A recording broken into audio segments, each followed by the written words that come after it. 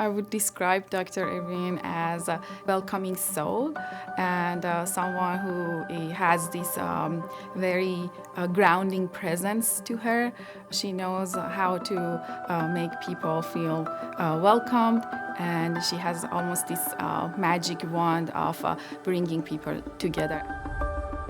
When I think about my years at the University of Lethbridge, I think about my time in the fine arts studios, in the drama theater, learning in the music education classes, and how I went on to use all of that as a classroom teacher, especially as a fine arts specialist teacher in the schools.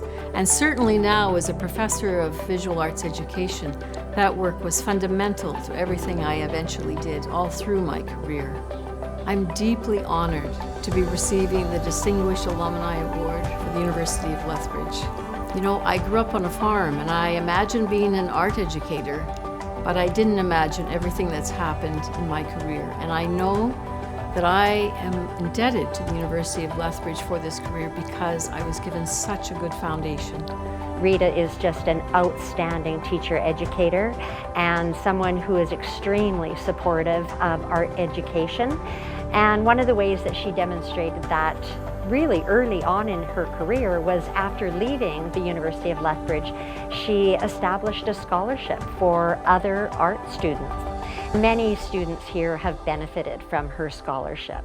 She has a tremendous reputation as a teacher educator, but also as an art educator. And in that respect, she's known not only provincially, nationally, but she truly has a tremendous international reputation as a scholar in art education. So my research program now is one where I'm probably best known for a particular research methodology, an artistic research methodology called artography, which brings together the attributes and identities and qualities of what it means to be participating as an artist, as a researcher, and an educator, simultaneously as we inquire into our best practices and how we might work with communities of practitioners. I think artography has had a much bigger impact than I ever imagined it would have. But I'm also very proud of our work with graduate students, and especially with the PhD community. I think I've barely been able to have a big impact on those who've gone on to work in other academic settings and have a big impact on our field, not only in Canada, but worldwide.